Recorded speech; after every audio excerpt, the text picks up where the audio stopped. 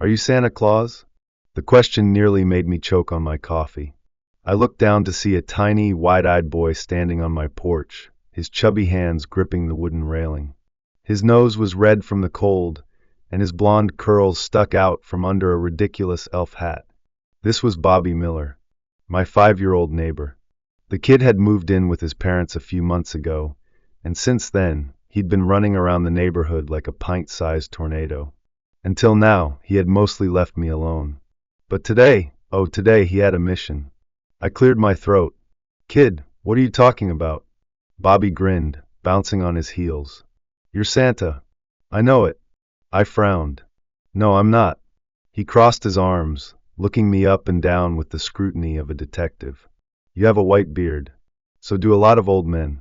You wear red sweaters. I glanced down. Damn it.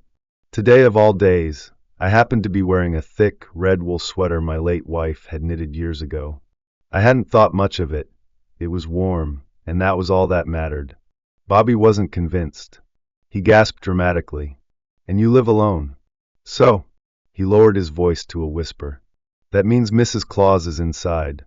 I nearly spit out my coffee. Kid, my wife passed away a long time ago. Bobby's expression softened for a second, but then his eyes widened in realization. Oh, so that's why you moved to the suburbs. You wanted a break from the North Pole, huh? I rubbed my temples. Listen, Bobby. No, you listen, Mr. Santa, he interrupted, pointing an accusatory finger at me.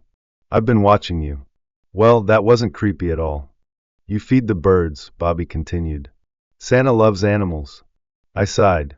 Lots of people feed birds, Bobby. But you never yell at me when my soccer ball lands in your yard. Santa is patient. That's because I don't want to waste my breath, I muttered.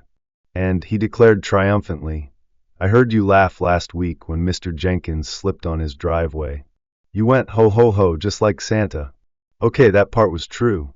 But in my defense, Jenkins had spent the last 10 years bragging about how his driveway never got icy. Karma took care of that one. Face it, Bobby said smugly, you're totally Santa. I stared at him, debating whether I should argue or just let him believe what he wanted. But before I could respond, he clapped his hands. This is perfect, he said. I've got a lot to teach you before Christmas. Teach me? Yeah. His face lit up. I'll help you be a better Santa. Oh great. This was going to be a nightmare. The next morning, just as I was settling into my recliner with the newspaper, there was a knock at my door. Not the normal kind. No, this was rapid, insistent, and full of 5-year-old determination. I sighed, already regretting opening the door. Bobby stood there, beaming up at me. In his hands was a notebook covered in stickers. I made a Santa training plan. Kid, first lesson. He flipped the notebook open. Santa has to have a big laugh. Let me hear you say, ho ho ho. I blinked. What? Go on. He motioned for me to try. I cleared my throat and gave my best attempt. Ho, ho, ho. Bobby stared at me in horror. That was awful. Thanks, I said dryly. He shook his head. Santa laughs from his belly, not like he's being forced to pay taxes. That's the only kind of laughing I do. Bobby put his hands on his hips. Try again. Bigger. I sighed and tried again, louder this time. Ho ho ho. It sounded like I was either choking or trying to scare off a bear. Bobby winced. Okay, we'll work on that later. I groaned. Are we done now? Nope. Next lesson. He ran inside without even asking and plopped onto my couch. Santa needs a suit. I shook my head. I don't have a Santa suit. Bobby thought for a second, then gasped. Wait here. He sprinted out of the house and came back 5 minutes later, dragging a giant red coat that looked like it had been stuffed in a closet for 20 years. Put it on, he insisted. I raised an eyebrow. Where did you even find this? My mom's Christmas decorations box. She won't mind. I reluctantly pulled the coat on. It was 3 sizes too big, smelled like mothballs, and made me feel like a giant stuffed tomato. Bobby clapped his hands. Now you just need a Santa belly. I scowled. Kid, I'm already old. My metabolism isn't what it used to be. Give it a few more years, and I won't need a fake belly. Bobby giggled. You're funny, Santa. I'm not Santa. He ignored me. Final lesson for today, gift giving. I sighed. Fine. Here. I grabbed the closest thing off my kitchen counter and handed it to him. Bobby stared at the object in his hands. A potato? I shrugged. What? It's a perfectly good potato. Bobby gasped in horror. Santa does not give out potatoes. That's what bad kids get. Then consider it a warning, I deadpanned. Bobby huffed. We've got a lot of work to do, Mr. Santa.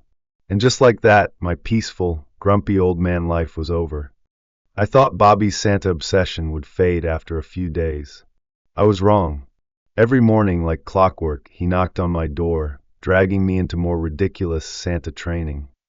One day, he made me practice sneaking into houses, meaning I had to tiptoe around my own living room while he critiqued my technique.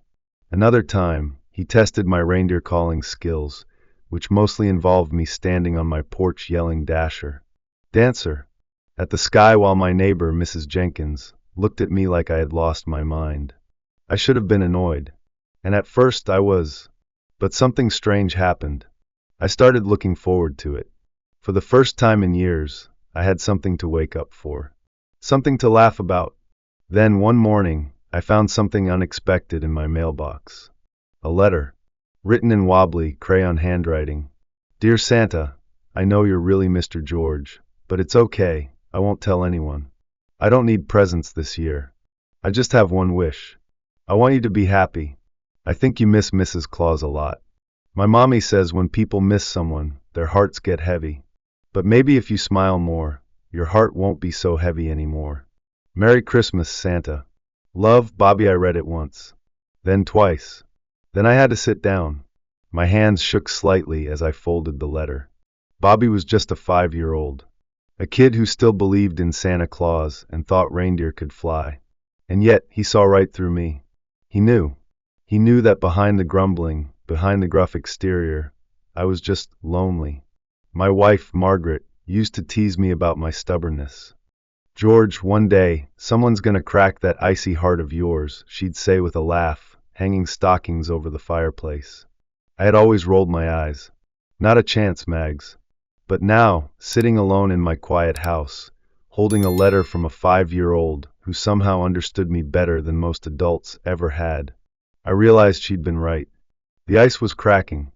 That night, I lay awake thinking about Bobby's letter. I had spent so many years pushing people away, thinking it was easier to be alone. But here was this 5-year-old, barging into my life, refusing to let me stay in the dark. And maybe he was right. The next day was Christmas Eve. Bobby didn't show up in the morning like he usually did. At first, I figured his parents had finally told him to leave me alone. But then, as the sun started setting, I heard a knock. Not at my door. At my window. I turned to see Bobby standing outside, his face pressed against the glass.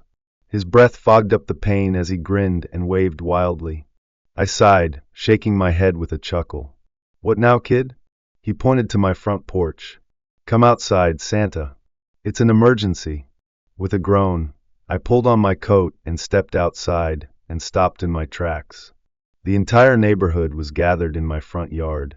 Bobby was in the middle, bouncing on his toes. Surprise! He shouted. I blinked. Well, what is this? Bobby's mother stepped forward, smiling warmly. Bobby told us how much you've been helping with his Santa training. We thought it was time to return the favor. Then she gestured behind her. And for the first time, I noticed what was sitting in my driveway. A giant red chair, decorated with twinkling lights, holly leaves, and a golden sign that read Santa's seat. I turned to Bobby, speechless. His eyes sparkled. It's your throne, Santa. Come on. Before I could protest, he grabbed my hand and tugged me toward the chair. The crowd cheered as I sat down, still in shock. Then Bobby scrambled onto my lap, grinning. Okay, Santa. Time for your final test. I raised an eyebrow. Oh, and what's that? Bobby beamed. You have to smile. For a second, I just stared at him. Then slowly, I smiled. A real one. Not forced. Not polite. A genuine smile. The crowd erupted into cheers. Bobby clapped his hands. You did it. You passed. You're the best Santa ever. I let out a deep laugh, a real ho ho ho, not the awkward, forced kind I had been practicing. And for the first time in years, my heart felt light, not weighed down by grief, not crushed by loneliness, just full. Bobby threw his arms around my neck and hugged me tight. "Merry Christmas, Santa." I hugged him back, my voice quieter this time. "Merry Christmas, kid." And for the first time in a long, long time, it really was a Merry Christmas.